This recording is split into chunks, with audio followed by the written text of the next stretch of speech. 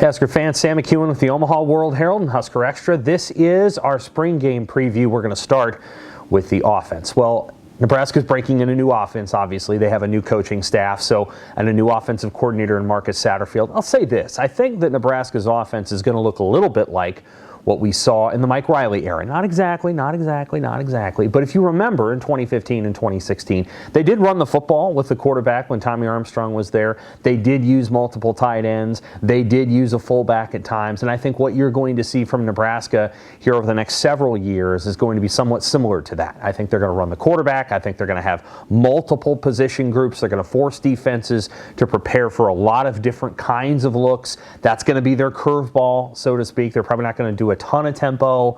They're probably going to do more huddling up and more personnel groupings to force defenses to match with as many defensive players as possible. Okay, so the spring game, Saturday, what are you going to see? Well, first of all, it looks like the quarterbacks may be live. I think that's going to be kind of interesting. That, again, is usually the advantage of the quarterbacks because if you think about it, it's a little easier to have a touch sack on a quarterback than it is to actually bring them down. So I think you're going to see those quarterbacks scramble around a little bit. What is that going to look like for the quarterbacks? Well, Jeff Sims, I think, is your number one guy. I think he's probably gotten better in camp. He's a big guy. Can run a little bit. His short to intermediate passing, that's the thing that I'll be watching a little bit. How well does he do there? Does he hit the back foot of his drop, get the ball out? Does he find the open receivers? Same's going to be true of Heinrich Haarberg. Marcus Satterfield on Tuesday said that Haarberg's superpower is running the ball. And for people that used to watch Haarberg at Kearney Catholic, he threw the ball a lot in high school, and that wasn't a bad thing. That was a good thing for him. But people probably don't appreciate how good of a runner he can be. Where he needs to get better is in that same thing, short to intermediate passes, throwing the ball on time, throwing it in rhythm, throwing receivers open if you're throwing deep, all those things that make a really good quarterback. Richard Torres is somebody to watch as well. Chubba Purdy, who has to fight, I think, to get to that number 2 spot. That he'll be a guy to watch as well. I'm really intrigued to see how those guys play. On the offensive line, they don't have a lot of numbers, but I do think they like what they have in terms of the players who are in. Teddy Prohaska is not going to be in the spring game, but I expect pretty much everybody else to give it a go. Ben Scott was not wearing a green jersey on Tuesday, so I think there's a good chance that he's going to get some work in the spring. It's important that he does because he's probably going to be their starting center. So you do not want to go through an entire spring game where Justin Evans-Jenkins, the other backup center, is the only guy that's kind of working with those quarterbacks. That'll be interesting to watch. I think they like where the offensive line is. It's trimmed down a little bit. It's quite experienced, and I think that group will do okay. Wide receivers, I think they're still looking.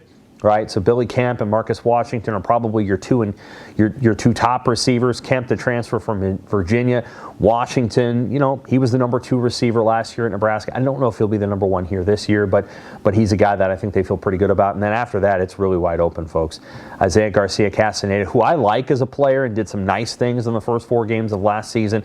He's going to have to show ball security in the spring game. He's going to have to make sure that he can catch the ball. Getting open wasn't his problem. Running after the catch wasn't his problem. Holding on to the ball was. Xavier Betts, super talented. Can he get behind defensive backs? And then we go to those tight ends, and we look at Thomas Fidone and Arik Gilbert, both top 100 recruits when they came out of high school.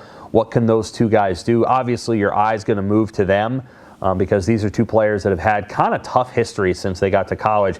Gilbert had a great freshman year at LSU, but it's been a rough road since then, and Fidone has really never played a meaningful snap in 2 seasons at Nebraska due to knee injuries. At the running back position, the coaches were all over Gabe Ervin. They loved him. They thought he was just terrific in spring camp. I do think he's the guy that's going to be the power back here. A.J. Allen, we'll see. He's been banged up a lot. It's going to be hard to recover from a knee injury that quickly. Ramir Johnson, what do they do with him? I think Ramir is a better than average downhill runner. Doesn't necessarily run zone plays the best, but a better than average power runner downhill, and he can also do something for you on 3rd down. And then there's Anthony Grant. We don't know exactly what we're going to get from him. Anthony's a great open field runner. You get him 5 yards behind the line of scrimmage, beyond the line of scrimmage, and he's really special. Can he get those first 5 yards? Can he be consistent in finding the hole and hitting the hole? I suppose we will see. Well, I don't know exactly what will come out of Nebraska's offense, but I feel pretty confident that what you're going to see in that group is kind of a try to power run, and then you're going to try to see him play action off of that and throw a couple of deep shots. But watch those short to intermediate routes. You got to move the chains in this offense.